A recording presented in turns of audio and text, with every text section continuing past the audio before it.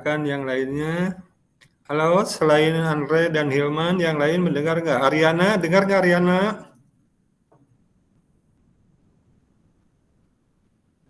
Iya, Pak. Oke, ya, Bapak tunggu untuk di-on-kan ya.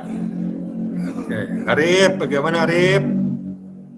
Arif Rahman, memantau, memonitor.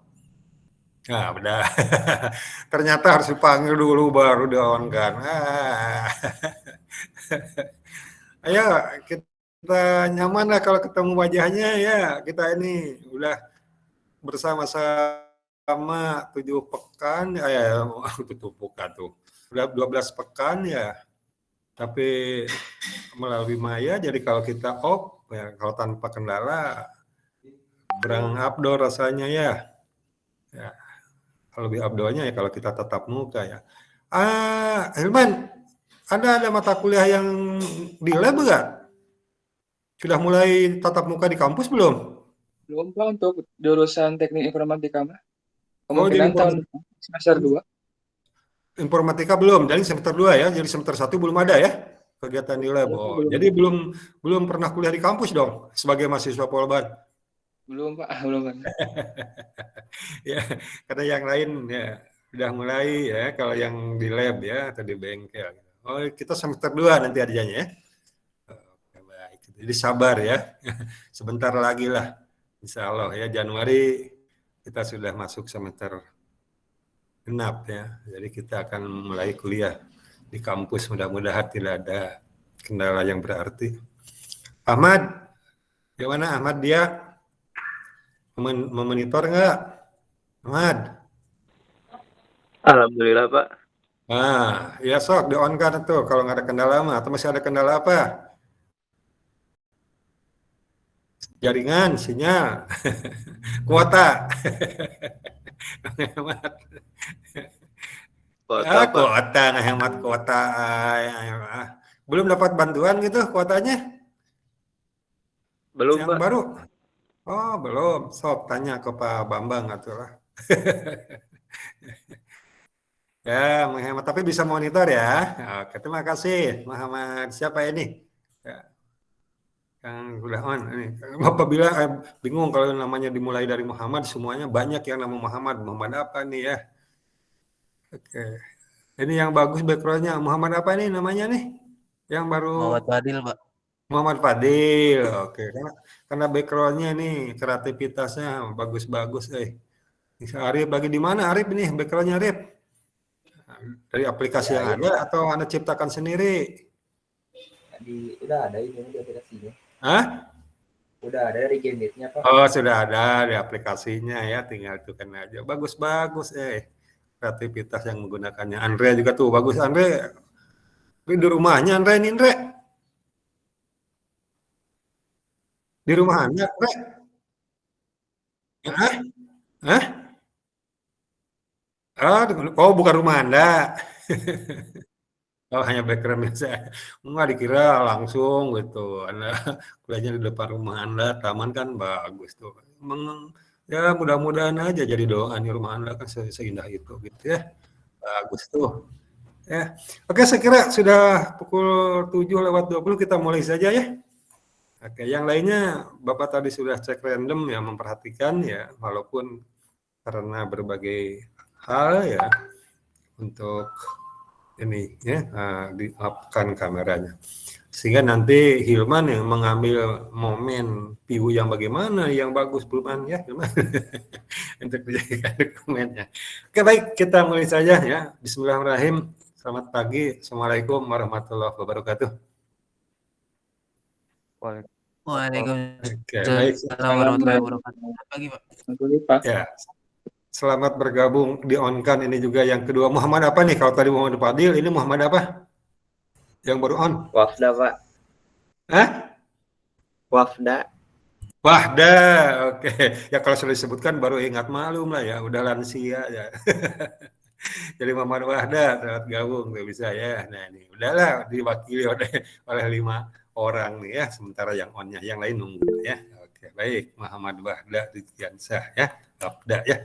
Oke, makasih. Baik, insya Allah kita ini masuk pada pekan yang ke-13 ya. Artinya kita ya pekan depan itu mengakhiri ya pekan ke-14. Setelah itu kita langsung masuk pada masa UAS. Ada 2 tema yang akan kita tuntaskan ya sebagai penutup atau bagian maksud Bapak dari materi kita. Hari ini sebagaimana Bapak janjikan ya pada pekan yang lalu ketika kita diskusi atau mempresentasikan tentang ideologi dan dasar negara ya.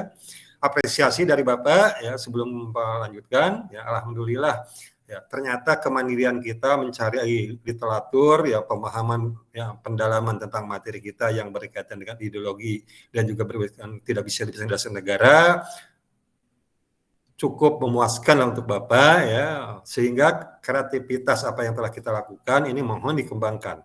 Termasuk Bapak mungkin hari ini temanya kita akan berbicara masalah sistem etika ya. Nah, ini butuh ya kreativitas yang lebih jauh lagi dari kita untuk menggalinya. Kenapa? Karena persoalan tema kita kali ini yaitu Pancasila sebagai sistem etika ya banyak hal-hal ya, yang di dalam realitanya itu adalah suatu yang cukup menyedihkan, tanda petik. Ya. Artinya apa? Ketika kita berbicara etika, ya, bahwa itu adalah akan menentukan atau etika adalah sebagai landasan di dalam kehidupan untuk bagaimana kita menciptakan kondisi yang diinginkan. Gitu kan ya?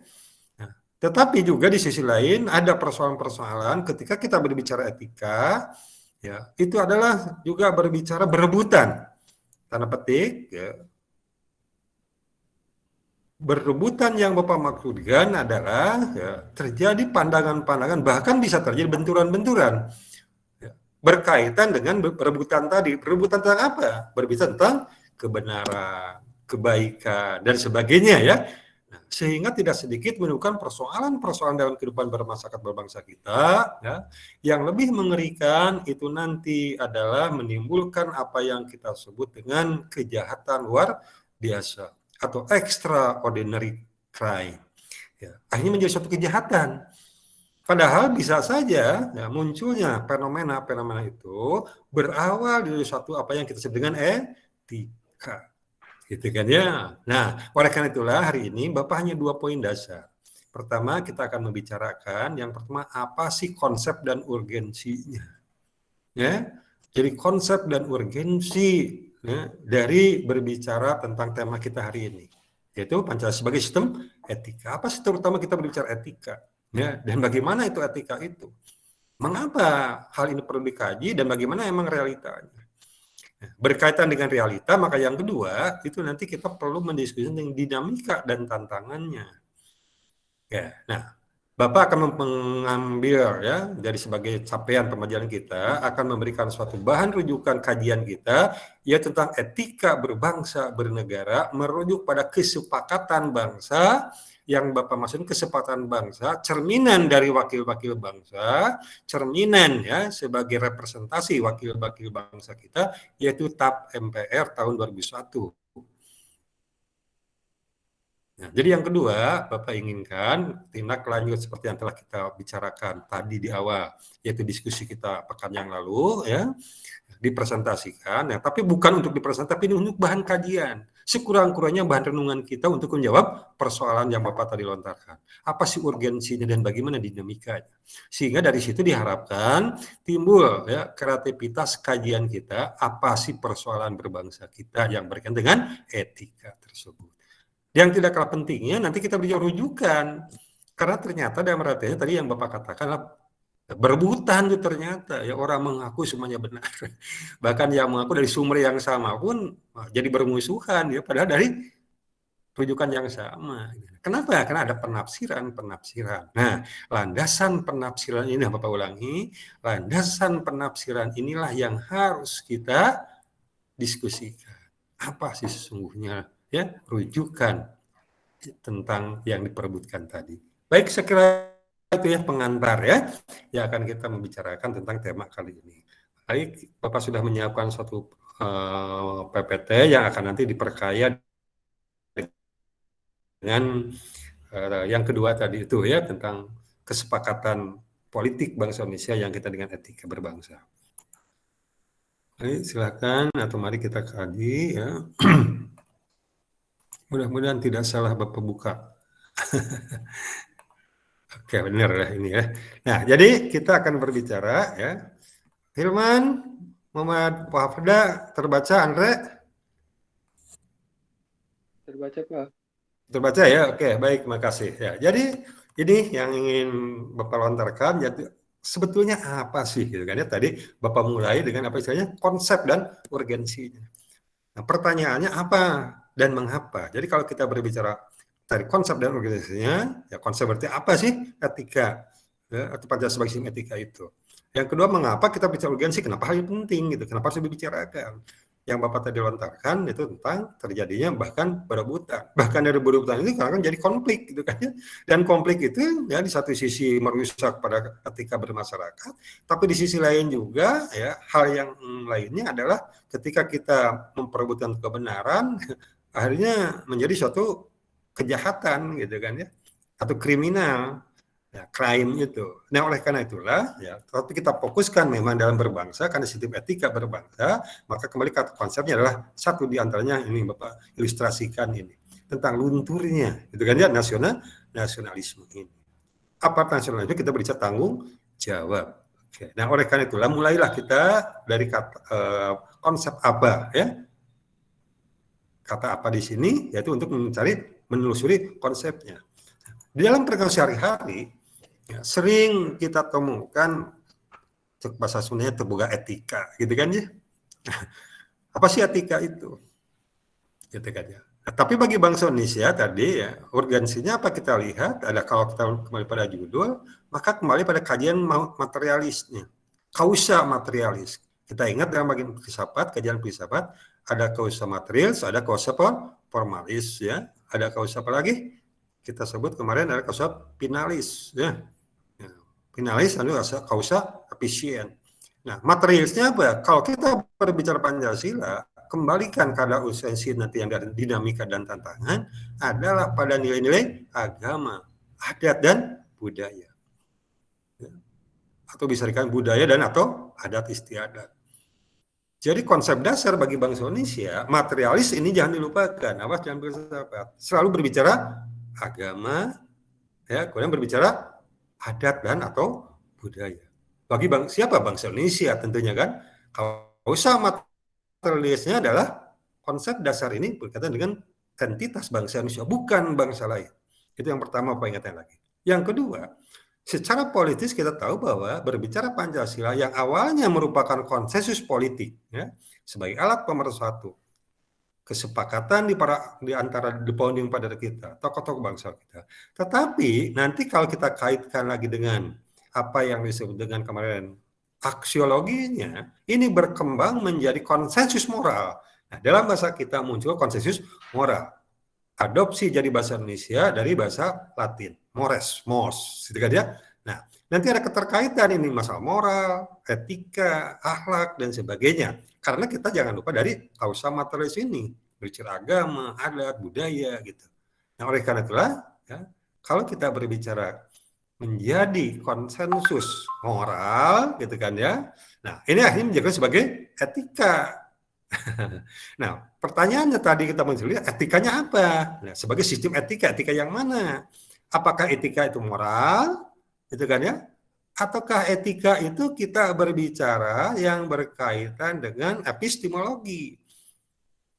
Nah, oleh karena itulah ya, kita lihat di sini sistem etika yang digunakan itu mengkaji moralitas. Nah, ini coba ada kalimat. Sistem etika yang digunakan untuk mengkaji moralitas. Jadi etika sebagai sistem, etika kaitannya dengan moral, dan moral materialnya tidak boleh lepas dari agama dan budaya atau adat istiadat. Gitu ya. Nah, ini jadi kesepakatan moral kita. Oke, ya. Nah, bagaimana konsep itu kita bedakan? Mari kita telusuri dari sudut pandang ya keilmuan. Ketika kita berbicara dalam filsafat. Jadi etika adalah bagian dari filsafat. Dan kalau kita berbicara filsafat, intinya adalah berbicara pemikiran.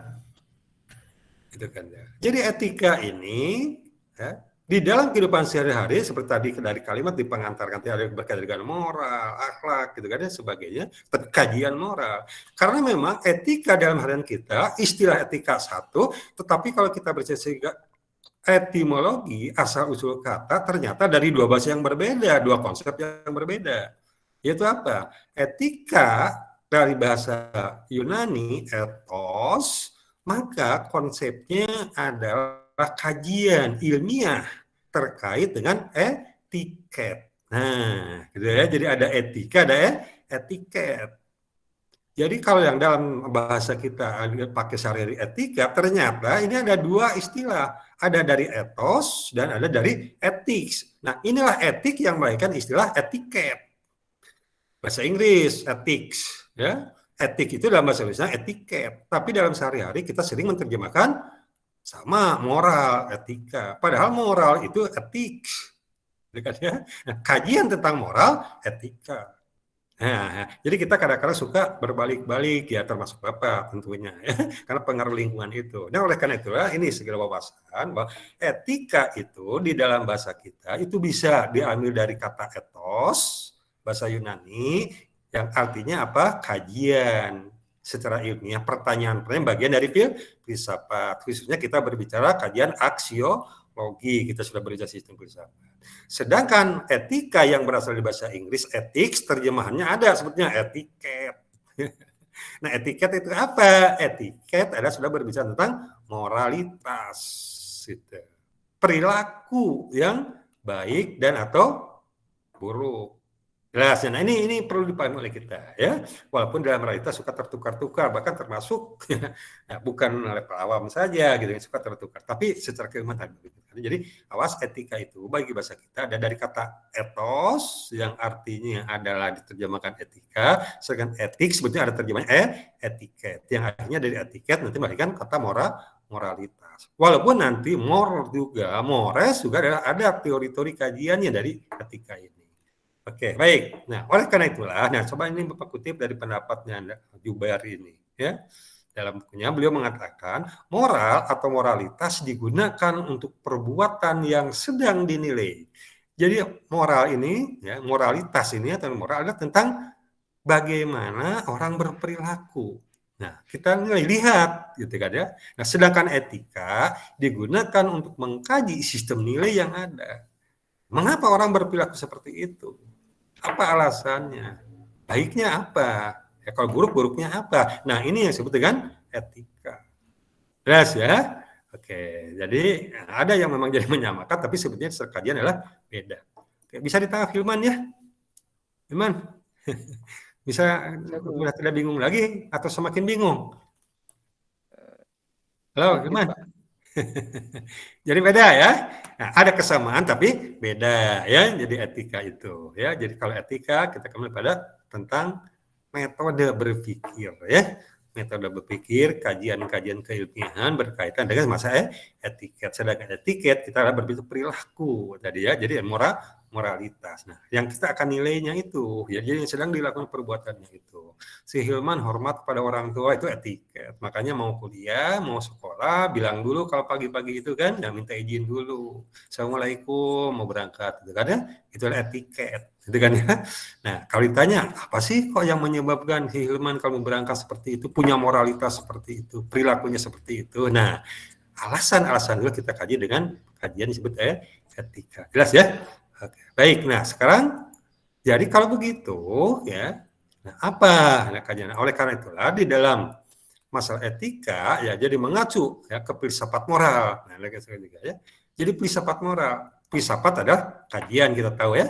Jadi etika itu lebih mengacu pada filsafat moral yang merujuk kajian kritis tentang baik dan buruk. Sedangkan etiket mengacu kepada cara yang tepat yang diharapkan serta ditentukan dalam suatu komunitas tertentu. Nah, pakai baju renang itu etis nggak? Gitu kan? Punya etiket nggak? Ya. Kalau seseorang pakai baju renang, nah pertanyaannya adalah di mana? Kan gitu ya? Gitu ya. Kalau pakai baju renang di kolam renang gitu kan, ya etis gitu kan. Jadi kalau kita pakai baju renang di kampus bukan pelajaran olahraga gitu kan. Ya itu kan tidak etis gitu kan ya. Nah itulah sederhananya gitu ya. Oke, baik. Nah, oleh karena itulah untuk mengatakan ya, kenapa suatu komunitas tertentu mempunyai ya, etiket seperti tadi. Itu apa etikanya? Nah, oleh karena itulah, nah, di dalam kajian filsafat moral atau kajian etika ada beberapa aliran yang dapat kita rujukan. Yang pertama, dari berbagai literatur itu pada dasarnya kita bagi ada dua, tetapi melahirkan juga yang ketiga.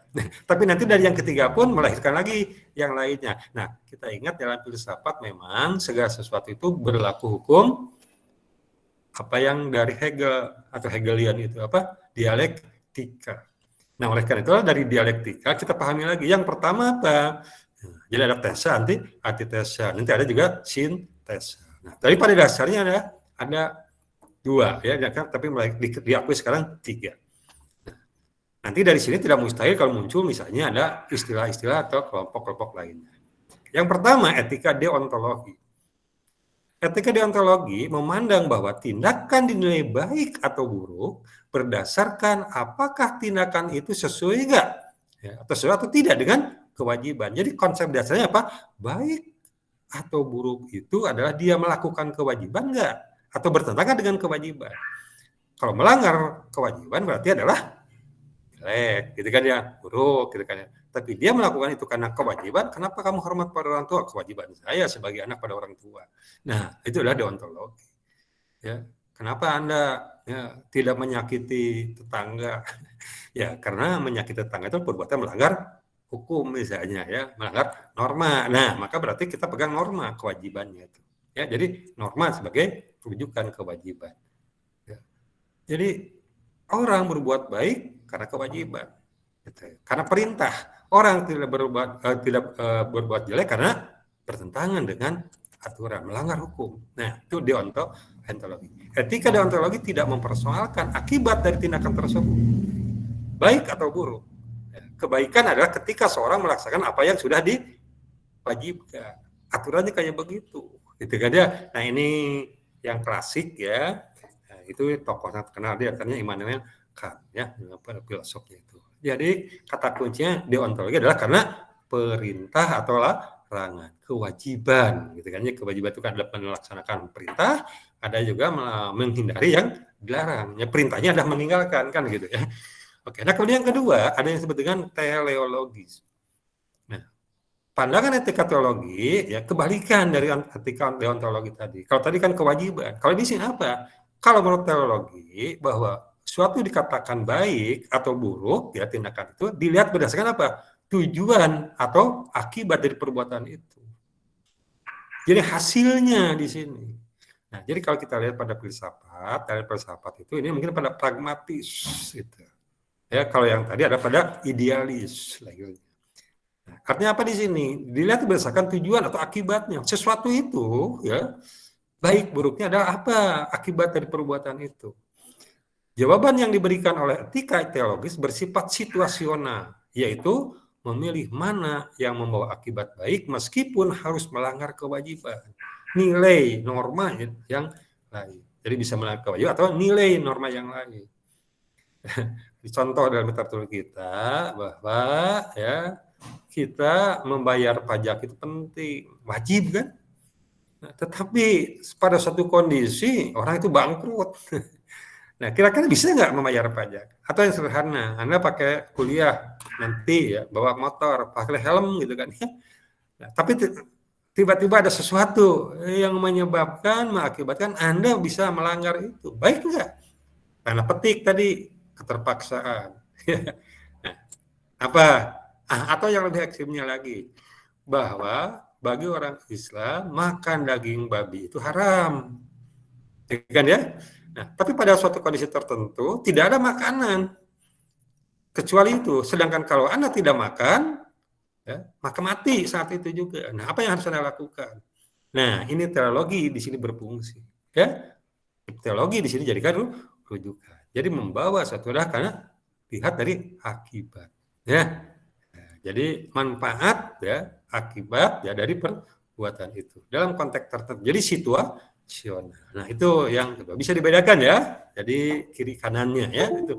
Jadi ada deontologi, ada teleologis. Nah, oleh karena itulah ketika kita teologis ini bisa dibedakan, ada egoisme etis, ada juga disebutkan utilitarisme.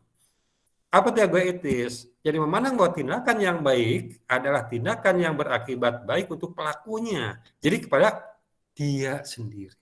Contoh kalau tadi Bapak katakan ya bahwa saya bisa mati nih kalau tidak makan gitu kan ya, dalam kajian ini saya tersesat di jalan ini. Wah, pergi ke hutan karena aktivis gitu kan ya, pecinta alam. Nah, seperti itu. Tiba-tiba kalau tidak makan saya lapar, tapi yang ada saja hanya yang ada di situ, padahal menurut hukum adalah itu tidak boleh. Nah, maka dalam kondisi seperti itu berlakulah egoisme etis. Jadi buat yang bersangkutan. Ya, walaupun nanti kita menjadi diskusi, nah, apa sih definisinya keterpaksaan tanda petik gitu kan, situasional di sini. Oke, kemudian yang kedua utilitarisme. Apa utilitarianisme ini? Baik buruknya di sini adalah kepada akibat terhadap orang banyak. Ya, dikatakan baik apabila mendatangkan manfaat yang besar ya, dan memberikan kemanfaatan bagi sebanyak mungkin orang. Nah, tinggal nanti bagaimana manfaatnya banyak untuk orang lain, tapi mudarat untuk kita, atau sebaliknya, untuk saya bermanfaat, tapi untuk orang lain rugi. Nah, ini tidak lepas dari yang kita teologis tadi itu. Oleh karena itu nanti, makanya akan ada alat ukurnya, mana yang lebih kemaslahatan untuk orang banyak. Nah, ujungnya ke situ ya. Oke, baik, saya kira ada beda ya, ada dua konsep itu, ini pengenalan saja. Kemudian ada etika keutamaan. Etika di sini ya, etika ini tidak memperolehkan akibat ya suatu tindakan, tidak juga berdasarkan pada penilaian moral, ya, pada kewajiban tadi, ya, hukum yang universal, tetapi ya pada pengembangan karakter moral pada diri setiap orang. Nah, ini kembali lagi teori moral, etika ya namanya. Kalau dia kajian tentang moral tadi sebut dengan etika. Misalnya begini, tadi Bapak contohkan, nah ini perhatikan dulu ya, kita akan kembali kepada ini tadi pertanyaannya. Arif hormat pada orang tua, bagus nggak? Bermoral nggak? Bermoral, gitu kan ya? Nah, pertanyaannya, Arif berbaik pada orang tua itu apa alasannya? Perintah agama, gitu kan ya? Atau saya memang sudah menjadi kebiasaan, atau ingin dipuji orang, ingin dipuji tetangga, apalagi tetangga calon mertua misalnya. Berbuat baiknya bagus nggak? Jangan dikatakan jelek, tetap bagus ya. Bahwa ulangi. Jadi Arif berbuat baik itu adalah baik. Bahwa hormat pada orang tua itu adalah baik. Tidak perlu cari-cari alasannya. Tetapi secara teori, nah ini menimbulkan kualitas seseorang. Nah, kata teori moral, berbuat baiknya itu ada yang disebut tadi, Arif mah karena ingin dikatakan orang baik, sehingga nanti dijadikan calon mantu. Tidak ragu sebagai calon mantunya itu karena berbuat baik. Berarti ingin dipuji. Itu kan ya, saya karena ada calon mertua, maka berbuat baik. Nah, itu ada level yang tadi, berarti kalau begitu apa levelnya? Baik, berbuat baiknya baik, jangan dikatakan jelek. Tapi alasannya itu, nah ini kualitas, ini keutamaan. Oleh karena itulah ada bahwa berbuat baik itu dari mulai yang pre-konvensional, ada yang konvensional, sampai ada yang post-konvensional. Dari yang pre-konvensional itu apa? Ingin dibuat baik, karena ingin disebut orang baik. Ada lagi tadi, kenapa saya berbuat baik? Karena ada kewajiban. Tapi kalau keutamaan enggak, saya berbuat baik karena sudah menjadi personalization. Nah, itu sudah kebiasaan saya. Sudah bukan paksaan, tapi sudah otomatisasi. Nah, ini keutamaan.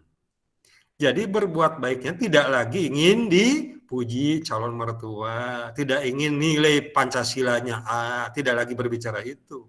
Ya, tapi saya karena sudah menjadi personalisasi saya. Person saya memang seperti itu. Nah, ini keutamaan. Jadi balik lagi, bukan lagi deontologi, bukan semata-mata teologi, tapi jangan dikatakan deontologi jadi jelek secara filsafat kan, ya kan? Karena melakukan perbuatan yang baik karena kewajiban pun adalah baik.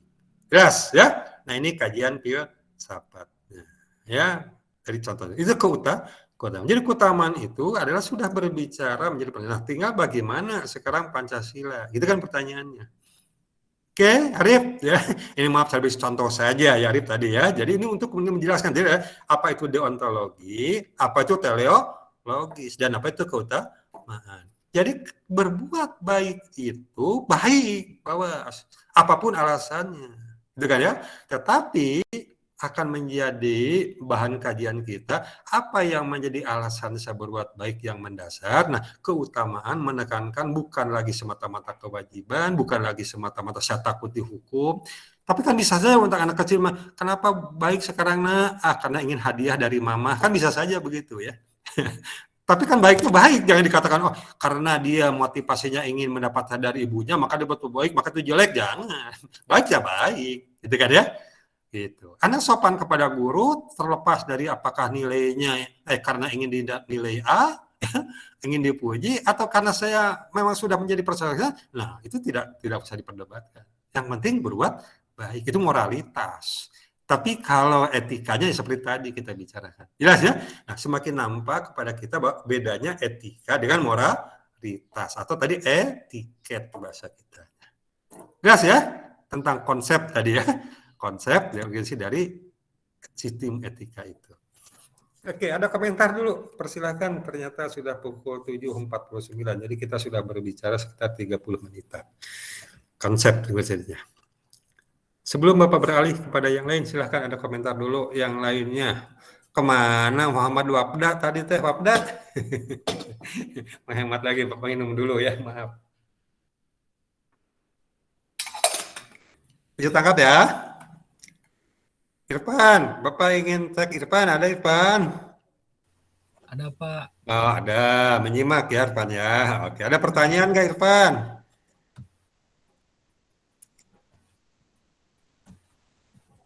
Irfan, ada yang ingin ditanyakan? Belum ada sih Pak. Belum ada. Bapak belum dengar suara-suara yang cantiknya mana nih? Salma, gimana Salma?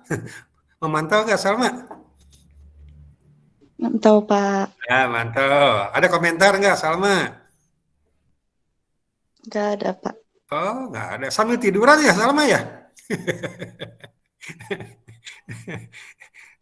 Sambil rebahan nggak? Atau sambil masak? Sambil duduk. Oh, sambil duduk. Karena nggak ketemu wajahnya, masalahnya Salma ya. Nggak lihat ya. Oke, baik. Kalau gitu kita lanjut ya. Oke, baik ya. Coba perhatikan lagi.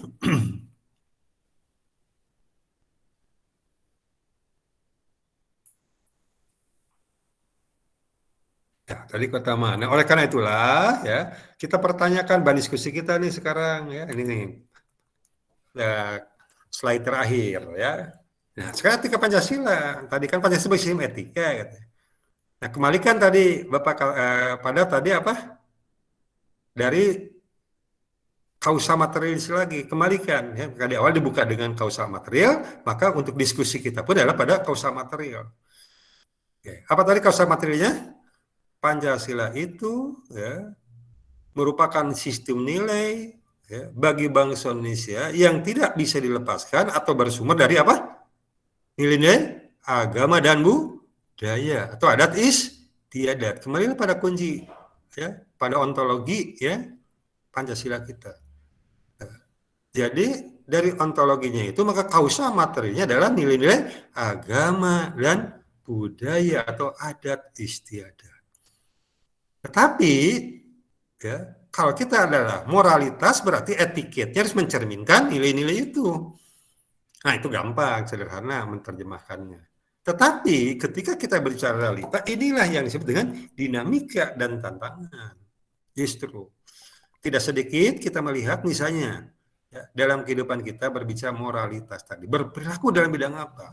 Kita tahu tadi etika sebagai rujukan perilaku ya, atau disebut moralitas atau etiket. Nah, seberapa jauh etiketnya tadi cerminannya? Mencerminkan nggak terhadap rujukan nilai-nilai itu? Nah, ini akan diskusi yang tidak gampang dan sampai hari ini tidak akan tuntas-tuntas justru. Nah, jadi ini disebut dinamika. Jadi jangan heran, jangan aneh ketika kita berbicara tentang etika etika, ya orang akan berdebat. Ya sederhana keilmuannya kita lah polemik, perbedaan pendapat. Nggak usah aneh. Tetapi seberapa jauh kita kembali ke mana? Apa rujukannya? Gitu. Apa rujukannya? Ya. Nah, oleh karena kita berbicara rujukan, nah mari kita, Bapak ingin mengajak baca, ya silakan di search, ya. Silakan Anda cari ketetapan MPR nomor 6 tahun 2001. Bapak teringat ada satu kritikan dari Pak Jimli Asidiki, ya, mantan ketua Mahkamah Konstitusi yang pertama kita dulu, ya. Ketika kita rame-rame, ya, berbicara masalah etika, memberikan etiket, gitu kan ya tadi moral, ya, muncul juga kita berbicara karakter, karakter berbangsa, karakter bermasyarakat, karakter sebagai mahasiswa. Nah ingat Bapak dalam satu pertemuan ini ya. Nah, beliau sebagai pembicara, kita berbicara moral, padahal bagi bangsa ini sudah ada kesepakatan politik. Apa itu? Nah ini ketetapan MPR nomor 6 tahun 2001. Jadi istilahnya etika bagi bangsa Indonesia dalam tap MPR ini. Nah, walaupun tadi etika itu tadi kita lihat adalah ada yang berkaitan dengan etika sebagai terjemahan dari etiket, gitu kan ya. Ada etika yang berasal dari istilah tadi etik, etos, gitu kan ya. Nah, namun ternyata kalau kita berbicara dalam tap MPR yang dimaksud di sini, Bapak ingin mengajak, ya, kita mengkaji sekarang. Kembalikan pada tadi pertanyaan di sini. Apa etika Pancasila? Tadi bahasa Bapak tadi dari ontologinya, kausa materisnya yang ingin Bapak kaji hari ini. Ya. Coba perhatikan kembali, bukan berikutnya, Bapak sudah mempersiapkan ya tentang tap MPR ini. Nanti silakan dicari ya. Nah kalau tidak ketemu, nah barulah nanti Bapak akan membantu ya. Tapi usahakan dulu, saya yakin bisa ya. Hilman sebagai ketua kelas bertanggung jawab, Hilman ya. Mengkoordinir ya, bukan Hilman yang harus jadi pesuruh ya. Hilman mengkoordinir ya. Oke, coba Bapak sudah mempersiapkan yang ini ya. Sebentar ya, Hilman. Sebentar ya, Bapak ya cari yang. Nah, ini ketemu insya Allah. Oke, coba perhatikan. Oke ya. Jadi, Hilman, baca man. Halo Hilman, ada ya? Ada Pak. Ada ya, oke baik. Nah, ketetapan MPR ya, ini nomor 6 tahun 2001 tentang etika kehidupan berbangsa. Nah, dalam dinamika dan tantangan, ya, sebagai subtopik pertemuan kita kali ini, tadi Bapak ingin menyampaikan tentang apa yang menjadi persoalan berbangsa Indonesia ini. Awas kata kuncinya teori kita tadi adalah dari ontologi yang berkaitan dengan kausa material, gitu kan ya? Bahwa Pancasila itu adalah ya rujukan nilai-nilai kita ya yang bersumber pada nilai-nilai apa? Agama, kan? Budaya, ya, adat istiadat. Awas, berbicara dari segi filsafatnya apa jangan lupa ya.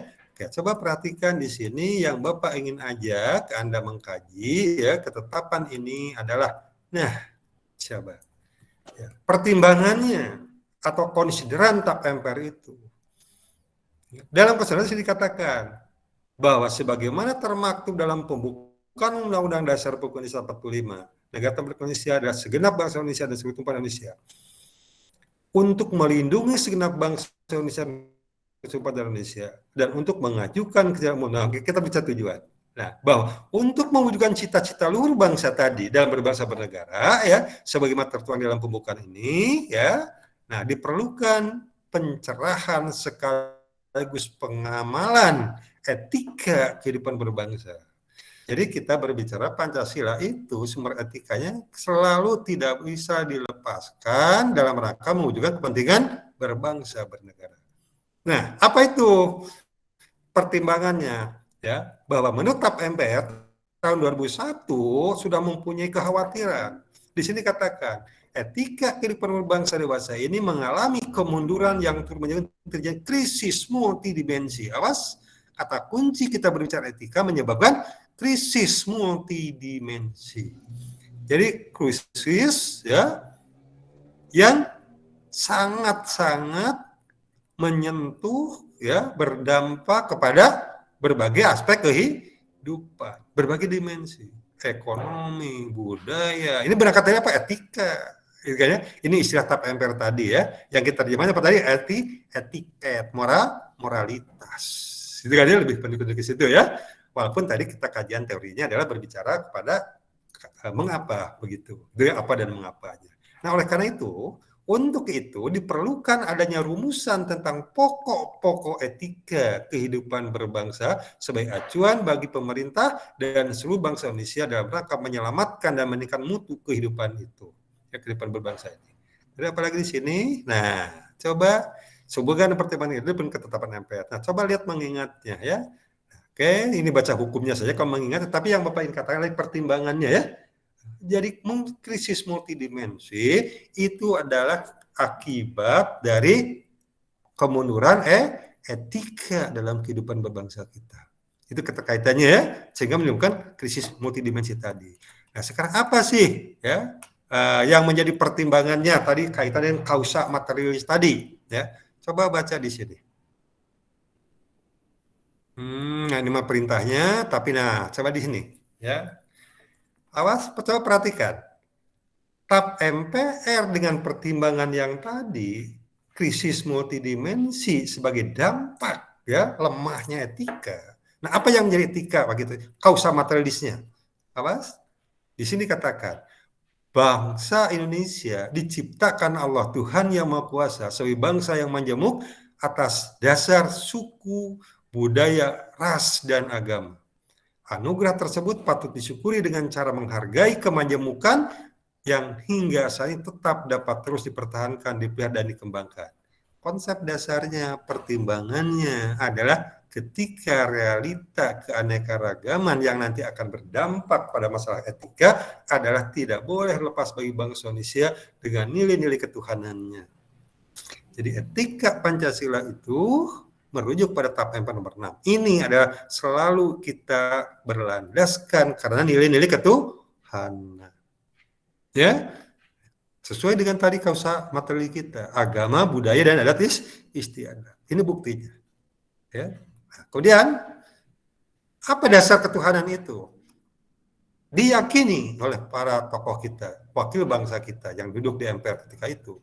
Semua agama turut memperkokoh integrasi nasional melalui ajaran-ajaran yang menekankan rasa adil. Tahu perhatikan? Ini sangat penting. Ya. Semua agama turut memperkokoh integrasi nasional. Apa integrasi nasional? Keutuhan, kebersamaan, kesatuan. Melalui ajaran-ajaran yang menekankan rasa adil, kasih sayang, persatuan, persaudaraan, dan kebersamaan. Selain itu, nilai-nilai luhur budaya bangsa yang dimanifestasikan melalui adat istiadat juga berperan dalam mengikat hubungan batin pada diri setiap warga negara. Perhatikan ungkapan teori kita diawali dengan tadi kausa materi sebagai aksiologi. Nilai-nilai atau etika Pancasila. Ya, nilai ketuhanan itu apa? Semua agama apapun Indonesia ya, memperkokoh integrasi nasional. Menekankan apa? Keadilan. Tidak ada satu agama pun yang bertentangan ini. Kita berbicara agama di Indonesia. Pak, kenyataannya atas nama agama. Nah, itulah etika. Maaf, kalau kita kemarin ada kasus bagaimana seorang yang mempunyai predikat pimpinan pesantren, apa Hilman? Apa ya Hilman ya? Yang bagaimana dia meruksak masa depan santri-santriwatinya. Itu kan ya. Di atas nama agama kan, tokoh paling tidak predikat kan ya. Tapi apa itu ajaran agama? Kita dari segi etika, kalau TAP MPR ini, kan sangat bertentangan. Iya kan? Itu realita. Itu kenyataan. Oleh karena itu kita penting melihat di sini, pentingnya punya etika. Artinya etika apa? Kajian-kajian kita tentang etiketnya tadi. Itu kan tidak beretika, tidak bermoral itu. Kenapa? Yakin semua agama memperkokoh. Agama menekan keadilan, kasih sayang, persatuan, persaudaraan. Ini etika bermasyarakat. Adapun ketika nanti kita berbicara hal yang bersifat ya khas agama, misalnya nilai tentang ketauhidan, dimensi ketuhanan maksudnya ya, dan juga di ibadah. Nah itu tidak berbicara etika di situ. Tapi etika kita berbicara masalah pergaulan dalam kemasyarakatan. Jelas? Jadi semua agama, ini TAP MPR mengatakan begitu. Jelas ya? Ini cerminan dari apa tadi? Jadi cerminannya tadi kembali adalah kemanya bukan agama. Ya, perlu lihat. Jadi nilai agama yang selalu kita pakai ketuhanan itu, Pancasila itu. Oke, ya, jelas ya. Jadi nanti tolong ini konsideran, bab latar belakang dari bab 1 pendahuluan ini Bapak tekankan wajib untuk dicermati. Ya, bagian dari mata kuliah kita tema tentang simetika. Kemudian kesadaran berbangsa, kesadaran kebangsaan yang mengkristal yang lahir dari rasa senasib dan sepenuhan akibat penjajahan telah berhasil membentuk wawasan kebangsaan Indonesia seperti yang tertuang di dalam. Nah ini historis kita. Tadi filosofisnya, ya, kajian-kajian tadi. Kemudian sekarang kita berbicara dalam bagaimana historis kita sehingga bisa melahirkan Sumpah Pemuda. Bertekad bersatu bangsa, satu nusa, satu bangsa, satu bahasa ya. Nah, kemudian dinyatakan secara politis akhirnya merdeka kan pada tanggal 17 Agustus 45 ini kesejarahan. Nah, kemudian kita lihat dari sini sahabat. Ya. Ternyata muncul ancaman. Di sini ada mulai akan tetapi sejak terjadi krisis multidimensi muncul ancaman ya, yang serius terhadap bangsa Indonesia. Persatuan dan kesatuan, terjadinya kemunduran dalam pelaksanaan etika kebebasan. Hal ini tampak dari konflik sosial yang berkepanjangan sampai hari ini kan. TAP MPR sudah mewanti-wanti, sudah mendeklarasikan tahun 2001, berarti sudah berapa tahun tuh? Sudah 20 tahun ya. Jadi awal-awal reformasi ini kita sudah menyedihkan dalam etika berbangsa itu. Ini kesedihan. Tapi apakah kita ini peduli nggak dengan TAP MPR? Diingat nggak? Gitu ya. Ini padahal ini ramu-ramunya apa kurang gitu ya. Penjabaran dari etika berbangsa kita ini TAP MPR ini. Kayaknya tokoh-tokoh kita ya termasuk kita saat ini, makanya Bapak tugaskan wajib baca ini ya. Konflik sosial berkepanjangan, berkurangnya sopan santun dan budi luhur dalam pergaulan sosial, melemahnya kejujuran dan sikap amanah dalam kehidupan berbangsa, pengabaian terhadap ketentuan hukum dan peraturan dan sebagainya yang disebabkan oleh berbagai faktor yang berasal baik dari dalam maupun dari luar. Era globalisasi. Padahal kita punya nilai yang tadi ya, agama dan budaya. Agama menyatakan semuanya berbicara kasih sayang, perdamaian, keadilan, kejujuran. Awas ya. Ini etika pertimbangan kita. Ini apa ini etika Pancasila? Nanti apakah masuk di ontologi, teologi, keutamaan gitu kan. Silakan diuji dikaji. Nah, apa yang menyebabkan krisis multidimensi ya sehingga terlanggarnya etika nilai tadi? Mari kita kaji. Faktor yang berasal di dalam negeri antara lain masih lemahnya penghayatan dan pengamalan agama dan munculnya pemahaman terhadap ajaran agama yang keliru dan sempit serta tidak harmonisnya pola interaksi antar umat beragama. Saling mencurigai, saling menjelekkan. Padahal tadi berbicara etika, semua agama pasti mengajarkan kedamaian, kejujuran, kebersamaan. Ya. Kita tonton sekarang kan dalam kehidupan kita. Atas nama agama, seperti kasus tadi lah yang kita contohkan ya. Tokoh agama, bagaimana berbuat keji, brutal terhadap santri. Ini kenapa? Pemahaman yang sempit dan keliru atas nama agama. Ya. Jadi Bapak ulangi, sehingga Bapak teringat ada satu ungkapan dari siapa tuh tokoh yang Bapak dulu wajibkan ya, baca bukunya itu Negara Paripurna itu ya. Bahwa kita ini jangan terjebak hanya formalistik ya pemahaman agama hanya untuk berbicara formalisme ibadah. Ibadah itu penting, wajib itu pasti ya. Tetapi tidak terjebak hanya pada formalisme konsep dasar tanpa menyentuh esensi ya, tentang welas asih, kasih sayang, kejujuran. Padahal kita yakin, mohon maaf ya, kalau kita berbicara orang Islam, sholat itu mencegah kemungkaran, untuk kekejian, gitu kan ya. Tapi kenapa orang yang suka sholatnya ya tidak kurang apapun menurut ahli kita, tapi kok berbuat keji, misalnya? Apakah salah sholatnya? Ya, ini mohon maaf, kita introspeksi saja sebagai Bapak khususnya kaum muslim. Kenapa pemahaman yang keliru seperti itu? Kan tidak menyentuh kalau aduh, Bapak kalau lupa namanya tokohnya tadi itu ya. Nanti dia silakan dibaca ya, yang buku Negara Paripurna itu ya. Ini karena tidak menyentuh pada persoalan yang esensi dari peribadatan itu. Karena terjebak pada formalisme yang sempit. Ya, nah, gitu ya. Oke, yang kedua, coba perhatikan. Sistem sentralisasi pemerintah di masa lampau yang mengakibatkan terjadinya penumpukan kekuasaan di pusat dan pengabaian terhadap kepentingan daerah dan timbulnya fanatisme kedaerahan. Yang masih terasa sekarang kan ya, fanatisme kedaerahan akhirnya apa? Ya karena tadinya merasa masa lalu selalu berpusat, tapi akhirnya sekarang muncul euforia kedaerahan. Sampai dalam politik pun muncullah kesukuan, keagamaan. Ini fanatisme sempit, tanda petik ya. Fanatisme yang sempit. Hilman, orang mana Hilman teh? Bandung. Cirebonnya? Hah? Bandung. Ciwaruga, Pak. Ciwaruga, nah Ciwaruga. Hilman orang Ciwaruga. Ciwaruga itu Kabupaten Bandung Barat kan? Betul, Pak. Nah, terus Hilman milih bupati. Nah, milih bupati, calonnya tuh ada yang berasal dari Jawa Tengah, ada yang berasal dari Cirebon, ada yang berasal memang pribumi orang Ciwaruga. Kira-kira Hilman memilih mana? Ciwaruga, Pak. Nah, Ciwaruga kan. Kenapa? Karena terikat oleh primordial yang sempit. Bukan tidak boleh, tapi kemudian etika lagi tadi. Etikanya apa pertimbangannya? Padahal belum tentu yang Ciwaruga lebih baik dibandingkan dengan orang yang berasal dari Cirebon.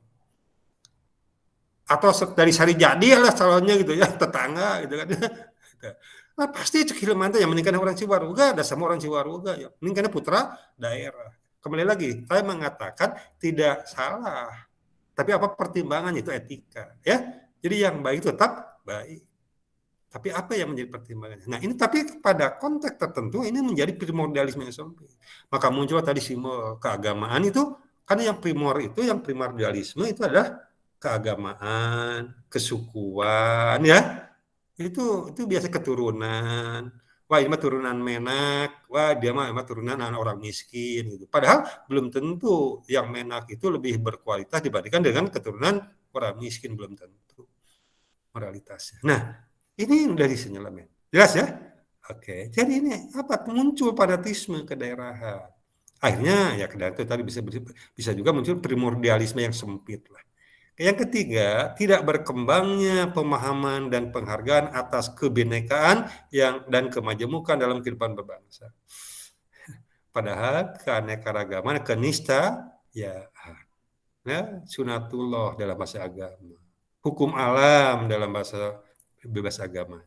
Ya, terjadinya ketidakadilan ekonomi, ya. Dalam lingkup yang luas, ya, dalam kurun waktu yang panjang, melewati ambang batas kesabaran masyarakat, skala sosial yang berasal dari kebijakan publik, kurangnya keteladanan dan sikap dana dari beberapa alasan. Bapak ulangi, alasan-alasan internal, ini ada 8 ya yang dikatakan, coba kita kaji ulang. Tolong kaji, gitu kan ya, menjadi dasar kenapa kita perlu kaitkan dengan teori tadi, teologi, ontologi, atau keutamaan. Kira-kira Pancasila di mana nih penjawabnya? Kembalikan kata kuncinya kepada berbangsa tadi. Untuk apa kita perlu berbicara? Latar belakang. Oke, saya kira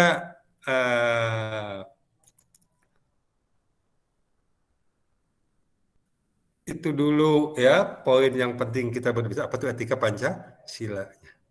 Ya, jadi Bapak ingin mana? Coba Bapak pegang. Sebenarnya dari sini nanti akan muncul ada beberapa poin itu di bawahnya ya. Bapak ulang ya. Bagaimana persoalan yang kita dihadapi sekarang? Lebih banyak tadi ya. Nanti bagian akhirnya ya.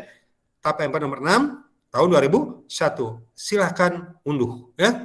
Kalau tidak nanti cepat segera laporan ke Bapak. Kalau ada yang mendapatkan kendala ya. Tapi kalau sudah yang dapat, nah, share kepada teman-temannya.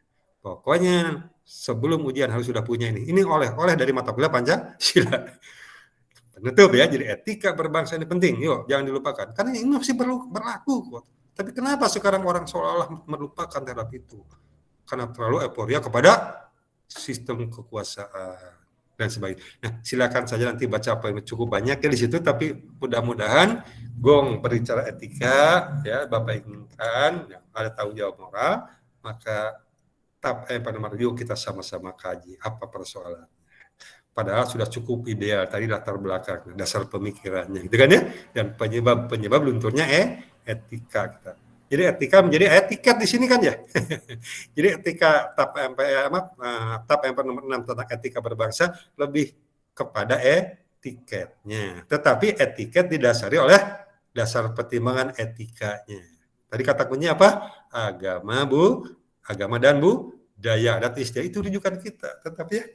Nah, tapi bagaimana agama dan budaya mengajarkan tentang etiket kehidupan kita, etika kehidupan bangsa kita? Tadi sudah disebutkan dasar-dasarnya. Oke? Nah, nanti pada petunjuknya di situ nanti ya, apa ya dalam kehidupan sosial budaya, dalam perekonomian bagaimana, ya, dalam politik pemerintahan bagaimana, nah, kenyataannya bagaimana, bahan diskusi lagi. Tapi di diskusinya insya Allah ini bukan ditampilkan sekarang, tapi insya Allah nanti semester kedua genap ketemu lagi dengan Bapak dalam tema kewarganegaraan mata kuliahnya. Tapi bekal ini mohon jangan dihilangkan. Saya kira begitu ya. Andre, kemana Andre? Kemana sekarang Andre? On off lagi. Oke, baik ya, Fatur ya. Makasih. Fatur, ada komentar? Mau nggak? Silakan. Cukup sudah 8.13, sudah mau 60 menit Bapak ngobrol. Yang lama-lama. Capek. Man, jelas Man ya? Bisa tangkap Man? Ada pertanyaan kan? Jelas Pak, belum ada Pak. Oke, baik. Kalau gitu nanti TAP MPR tidak akan Bapak share ya.